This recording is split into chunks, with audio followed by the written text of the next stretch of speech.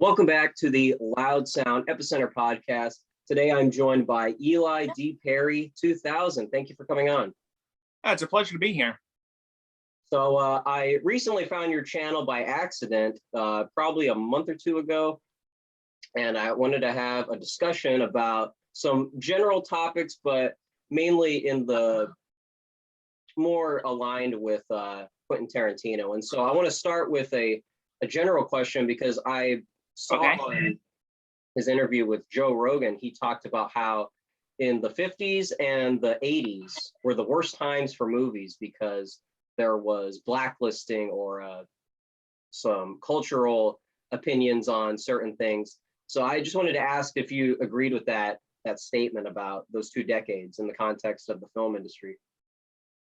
To a degree, yes, I would. That's mainly because of the rise of B movies, many of which weren't really that good, and as well as studio interference in the 80s. Now, would the B movies, I assume you're talking about the 50s? Yeah.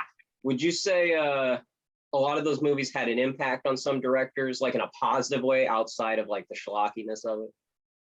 Yes, definitely. Like Sam Raimi has benefited from the B movie archetype. Same thing with Joe Dante.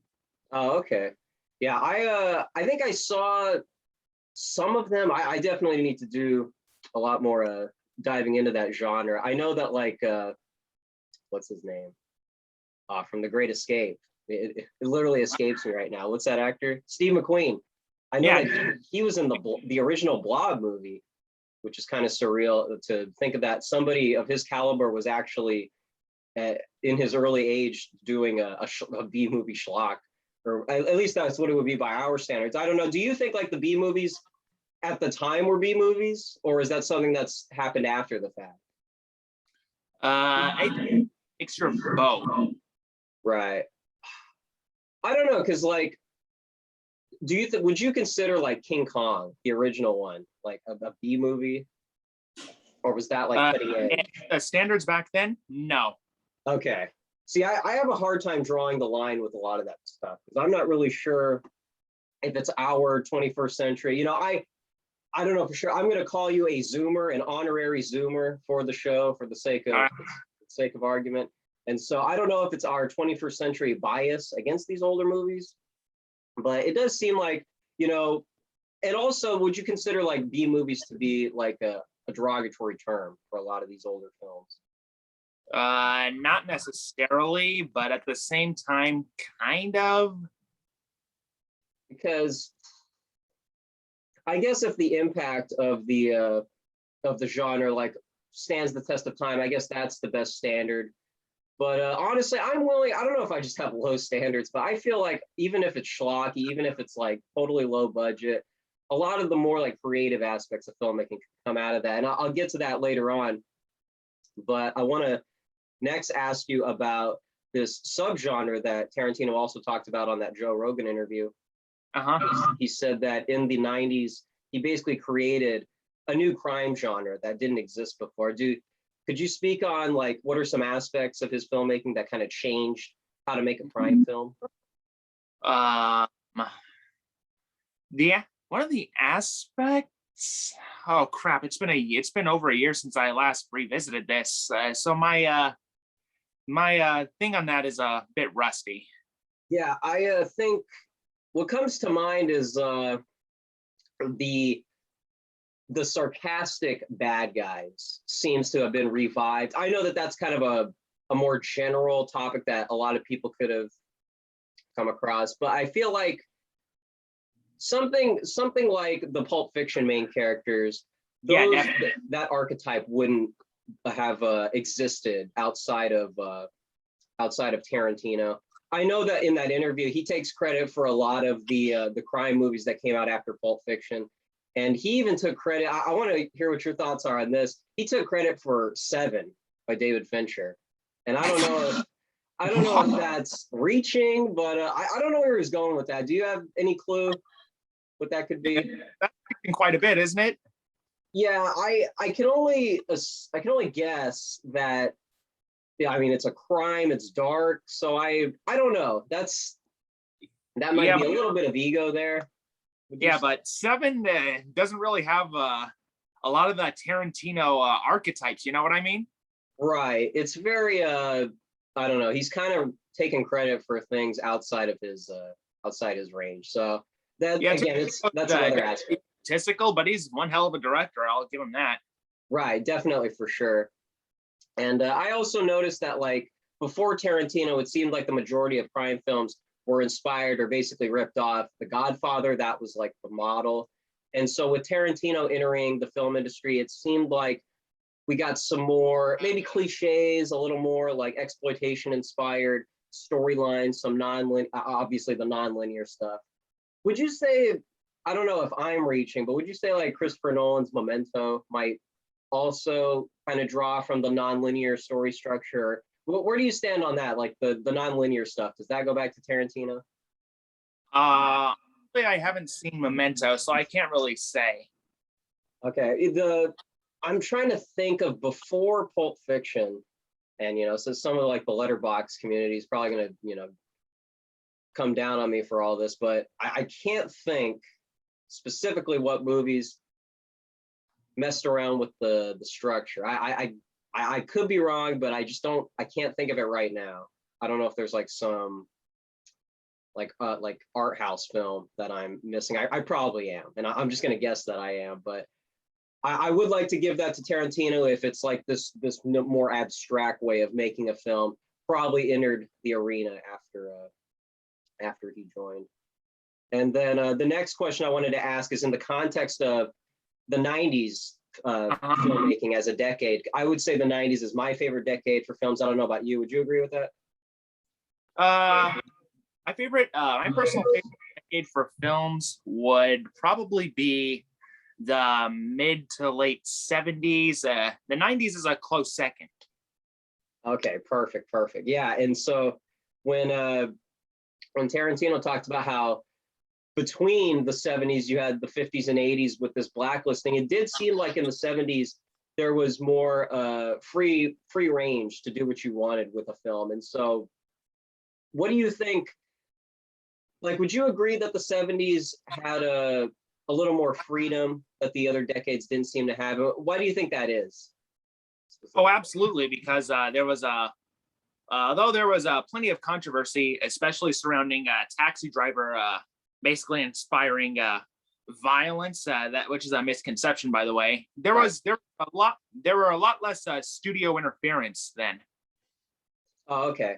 Yeah, I guessed it was a film industry thing. I know, like from a musical perspective, a lot of prog rock bands used to have a lot more freedom with the music industry. The industry would be a bit more lenient on what they will allow musicians, and so also I'm guessing directors as well. And so I guess that time it kind of like opened up the gates for creativity, and so I guess it was kind of a rare moment. But back in the 90s, it seemed like it brought back some of that 70s freedom in people like Quentin Tarantino and maybe some others. I'm trying to think. I know that like Fear and Loathing in Las Vegas, that's a movie that probably wouldn't have existed prior to not Tarantino, but the 90s decade as a whole as this throwback to the 70s style. So I want to move on to some of the more schlocky elements of Tarantino's films. I know that like a lot of people talk about the violence. Frankly, I think a lot of that's been played out, and a lot of people have overanalyzed and turned it into this big mathematic, analysis of it. So I want to focus on the schlocky side of Tarantino, which I think is a little underrated. And I think Red Letter Media called him like a B movie director that made it. So like if he didn't become successful and famous, he would probably be making the exact same movies that he ended up making. And so I just wanted to ask, like, comparing him to other directors, do you think there's anybody that really does indie B movie schlock like Tarantino that's kind of in that same vein? Uh, Not really, but I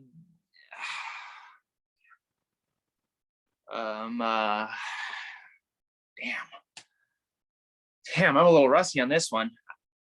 Yeah, I also am having some trouble.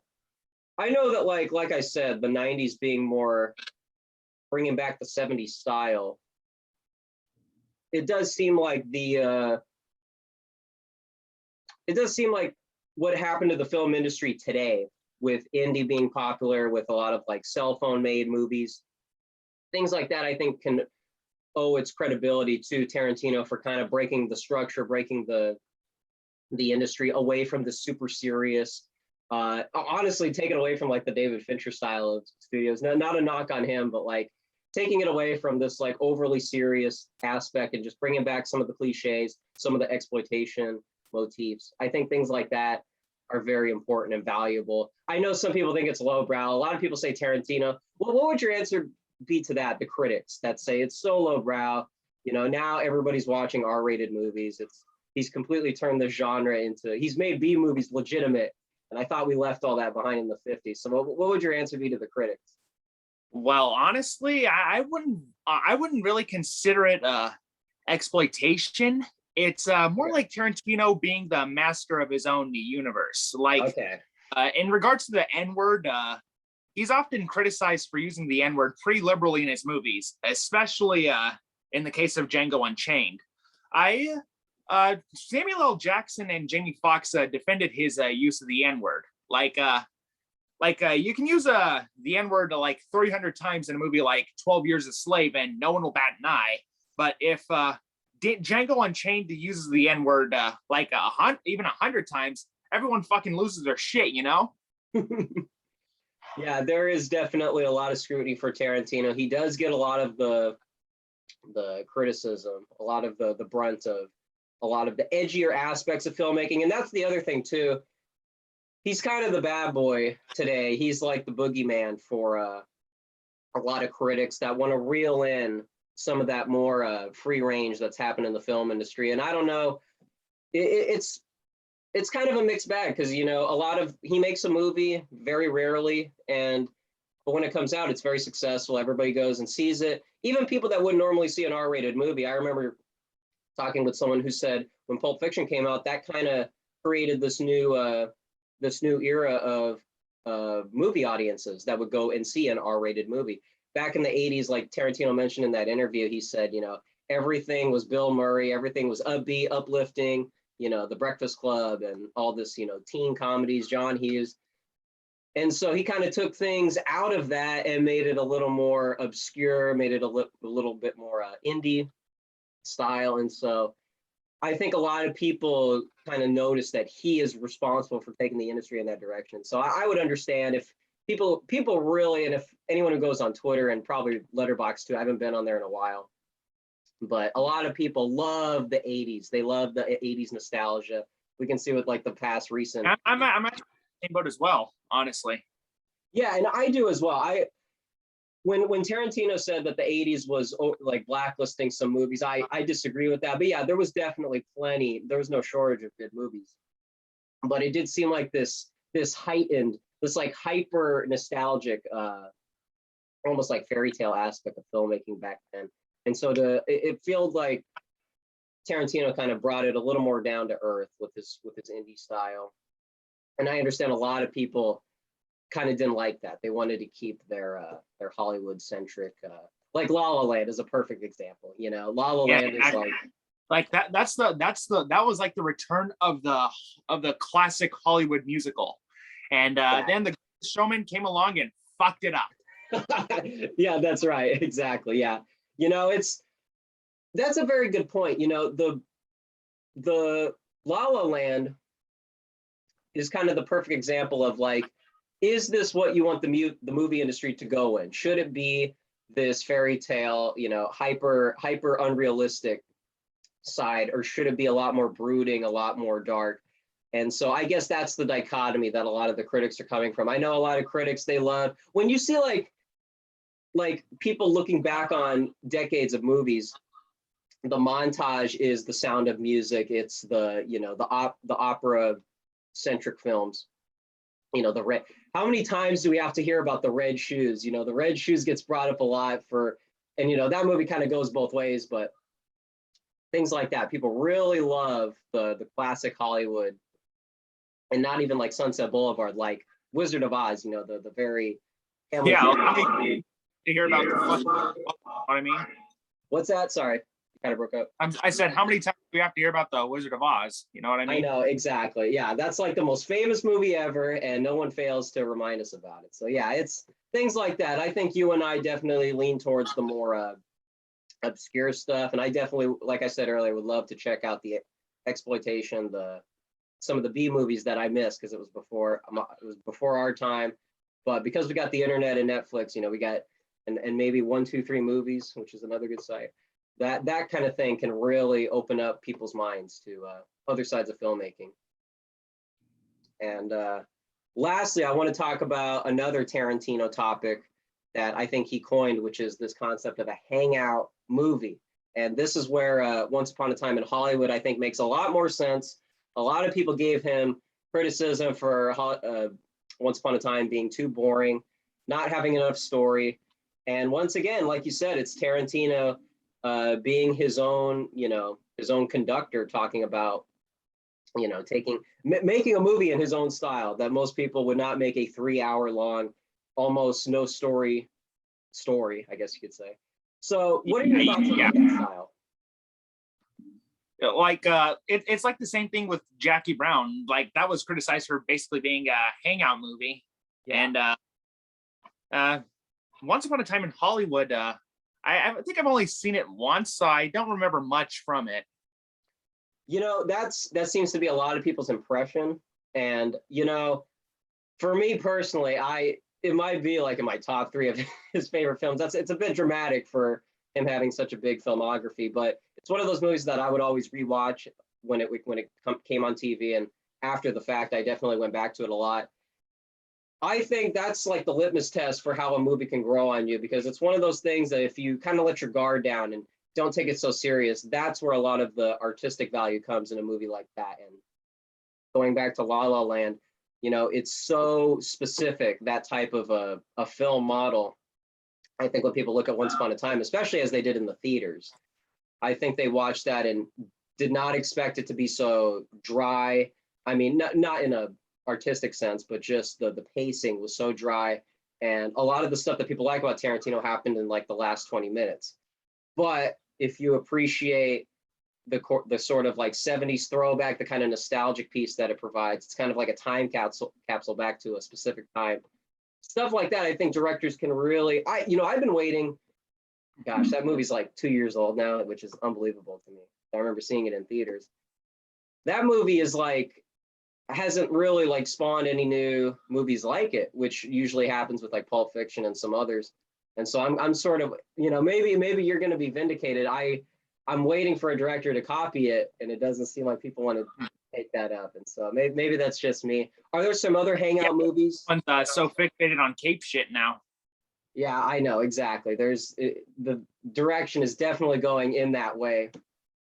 And so I guess people like us are just we're gonna have to be snobs. We're gonna have to be Ebert and Siskel of this generation. Yep, yes, this point.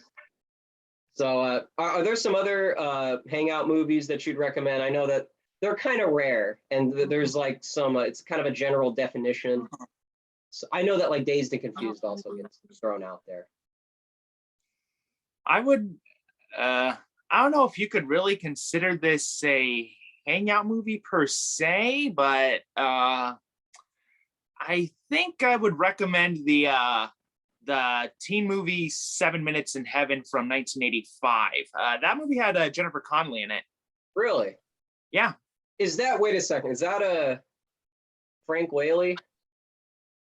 No, that's that was Career Opportunities, which is also a good hangout movie, by the way. Okay, I haven't seen either of those. I've been meaning to, because I get them in the the algorithm on YouTube from watching all these video essays.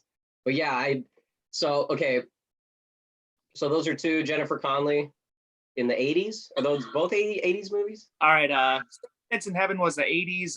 Career Opportunity was 1991. Okay.